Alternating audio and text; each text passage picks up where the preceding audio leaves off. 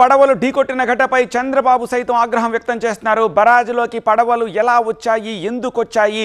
బరాజ్ని పడవలు ఢీకొట్టిన సమయంలో 11,20,000 క్యూసెక్కుల వరదొస్తోంది అని చెప్పి సీఎం చంద్రబాబు అంటున్నారు.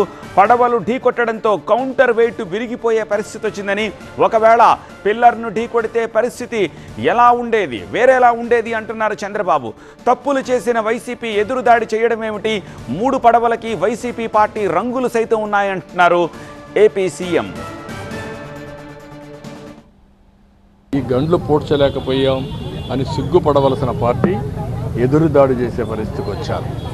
అదే మరి ఇంకొక పక్కన చూస్తే 11,20,000 క్యూసెక్స్ నీళ్లు కృష్ణాలోకి వస్తూ ఉంటే వీళ్ళ కలర్తో ఉండే బోట్లు, వీళ్ళ ఫాలోయర్స్ అది కృష్ణా నదిలో వదిలిపెట్టే పరిస్థితికి వచ్చారు.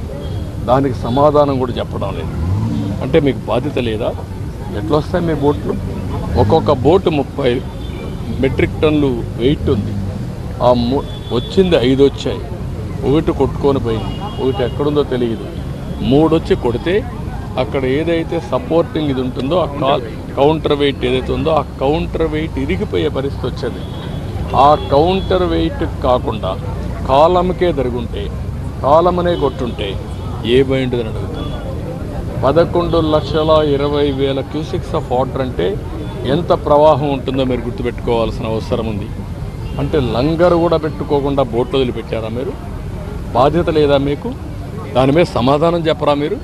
ఎందుకు జరిగింది, ఎట్లా జరిగింది? మొన్నటి వరకు దొంగ వ్యాపారం చేశారు, ఇసుక వ్యాపారం. అలాంటి దొంగ వ్యాపారం చేయించిన బోట్లు ఈరోజు ప్రజాద్రోహంతో ఒక ప్రాజెక్ట్ మీద పంపించే పరిస్థితికి వస్తారా మీరు?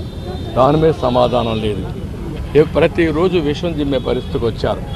ఏది ఏమైనా నాకు ఒక బాధ్యత ఉంది. నాకు ఒక పక్కన 7 లక్షల మంది కళ్ళ ముద్ర కనపడుస్తున్నారు. వాళ్ళ కష్టాలు కనపడుస్తున్నాయి. వాళ్ళల్లో ఉండే మానసిక ఆందోళన, వాళ్ళ కుటుంబం పట్ల వాళ్ళకుండే భద్రత పట్ల నాకు ఎప్పటికప్పుడు కన్సర్న్ చూపించే పరిస్థితికి వచ్చాను. ఇప్పుడే నేను చెప్పాను, నా జీవితంలో ఎప్పుడూ చూడని సంఘటనలు చూశాను.